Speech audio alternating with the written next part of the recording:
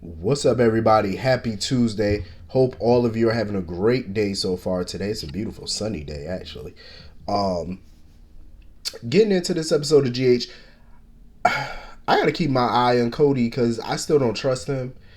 I feel like he has ulterior motives. Every time I see him, he just screams grifter to me. You know what I mean? Like he just screams hide your fine china, your silverware. Don't leave it out around him. That's the vibe I get from him. Like he just seemed a little off, like he's sneaky. And Britt keep noticing that he's intrigued by her family for some reason. You know what I mean? Like he just lights up every time Faison or Peter is mentioned. And it's like, what is your infatuation with that family? Like, what are you not saying? And I'm glad Britt keeps catching on to this. Like, and he just covers it up by saying, "Oh, I feel like we're similar. We have similar past, and whatever." I think it's more to it that he's not saying. Um, So they go looking through the box and stuff that Peter left her because she wanted to make sure she didn't, look over anything, like she didn't miss something. So they find an old ATM receipt, a money clip, and they find a set of keys. Cody noticed that one of the keys is to a safety deposit box. Britt wanted to open it, but of course, here go Cody. Oh, some things are just better left unopened, or you shouldn't go digging around in the past. I'm like, Cody, shut up. Every time somebody bring up the past to him, he don't want to dig around in it. He don't think they should. But when it comes to Faison, you mentioned Faison's name and Leopold and all that, he want to know about the past then. But when it comes to other shit, you don't want to know, or you think they shouldn't want to know. Like, Cody, shut up. And I'm glad Britt ignored him because why wouldn't you want to know? Shit, them keys piqued my curiosity. What could he possibly have in a safety deposit box? You never know when you're dealing with somebody like Peter. So I would definitely be looking into it. Um so anyway, moving on from that, Scott pretty much was in complete lawyer mode at this point. Like he kept, he tried to be a friend to Ava, but at the same time, he had his lawyer cap on because he's trying to protect her best financial interests, and he pretty much told her not living at Windermere is a bad idea because he want her to have leverage and get the jump on Nicholas before Nicholas pulls the trigger and files for divorce first. He figures that if she continues to live at Windermere, she'll have leverage. But Ava doesn't think that Nicholas is gearing towards a divorce. She doesn't think that that's where the marriage is heading because she knows he wants her back. So of course, Victor comes over there talking about something. Oh, well, Nicholas do want a divorce, and I'm gonna make sure that you get, well taken care of in the settlement. And oh, Nicholas didn't tell you. Victor was a messy bitch. He was messy. He was over. He knew Ava was gonna storm off, go confront Nicholas. They were gonna argue, and the divorce was gonna be on. This is exactly what Victor wants with his little messy ass. And I'm glad Scott kind of put him in his place. Like, listen, I'm gonna protect Ava, so you take your best shot, but I got her. I love how Scott be standing up for his friends, though. You know what I mean? Yeah, he could be a little conniving towards his friends sometimes when it suits his little purpose, but for the most part, he do be having people back, and I respect it. Um, I don't think Ava gonna forgive Nicholas once this whole Esme being pregnant shit come out, because if that child, if she really is pregnant and the child really is his, it's gonna be a wrap for that marriage. Because I mean, Ava is leaning towards going back to Nicholas, but a baby changes the whole game. It's one thing to cheat, you know what I'm saying, and sleep with somebody. That's one thing. You know what I mean? That's hard enough to forgive. But if you do forgive a baby, no, no, no, no, no, no. A lot of people can't forgive that. I'm not saying it ain't possible, but a lot of people just can't once a baby enters the picture.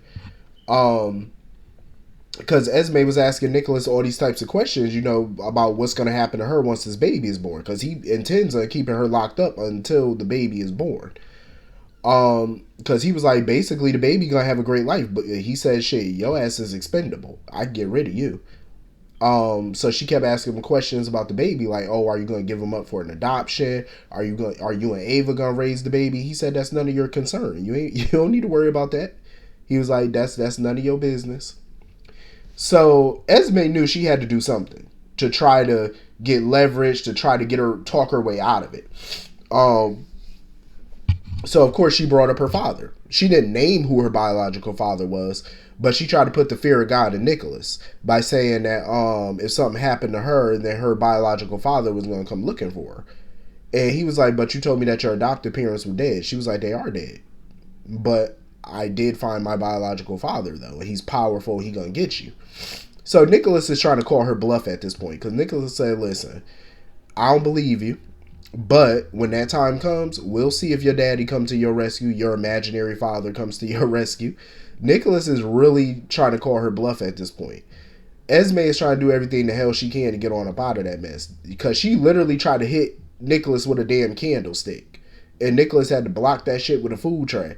He was like, you really are a damn psychopath. I'm like, Earth to Nicholas, you're just now realizing that she cuckoo for Cocoa Puffs? Like, you should have known that.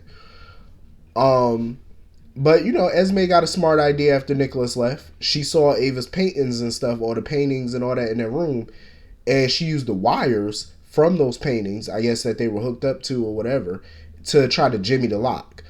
That's what I do like about Esme, because as much as you think, as many times as you think she's down for the count, her ass always got an ace up her sleeve. She always finds some way. She's very resourceful.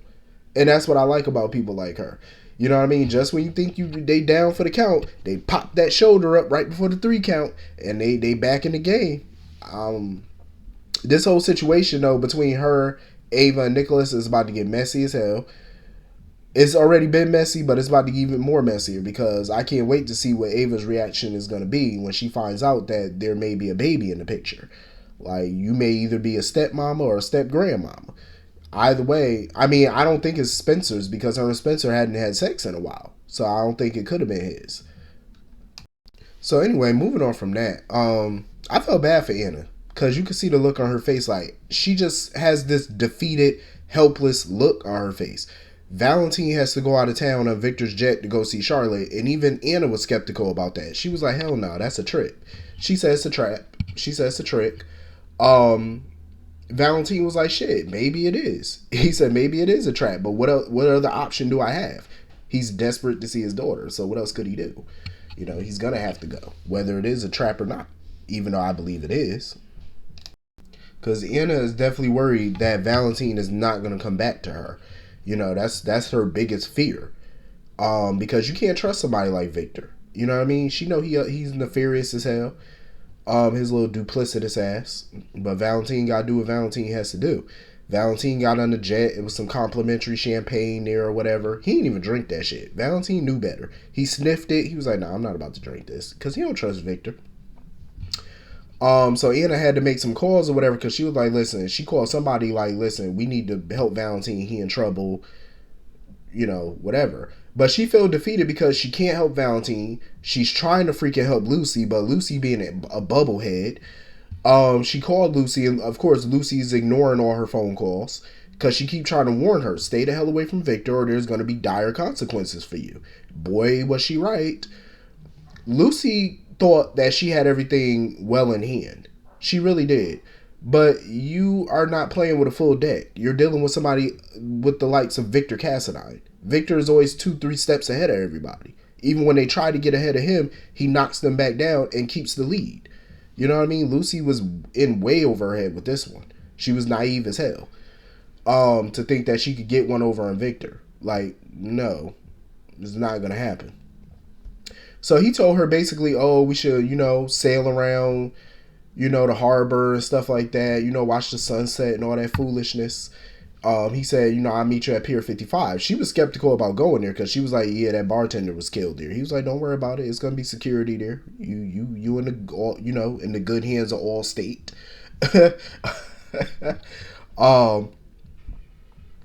So, she went home to go change and stuff like that, continuing to ignore Anna's call. So Anna called her assistant or whatever, called her office to find out where she was. They told Anna Pier 47. That was all Victor. Victor was smart as hell. He got Lucy to go to Pier 55, but called the office to tell them to send an invite that it's going to be at Pier 47. Because I think he knew Anna was going to try to track Lucy down. So he sent her to another pier. So that way Lucy would be all by herself. He was smart as hell. See, that's why we talking about. He's a thinker. That's that old Cassadine wit right there. Like, dude is a methodical thinker. He pretty much predicted that Anna was going to call the office to try to find her. So he was like, let me pull the swerve real quick. And then he had Johan break into Anna's house. Johan was looking for something, searching around for something, and he came back and told Victor, "Oh, it's done. Anna's on her way to Pier 47." I'm like, damn, they some crafty bastards. So Lucy ends up on the pier. Somebody pops up on the pier, and Lucy was like, what are you doing here? And they pulled out a gun and shot Lucy. I said, oh, hell no, shot her in the stomach. See, this is what I'm talking about. Lucy should have listened to Anna and not got involved in this. But I will say, to Lucy's credit, Lucy did try to back out of this when it initially happened, and Anna forced her into it.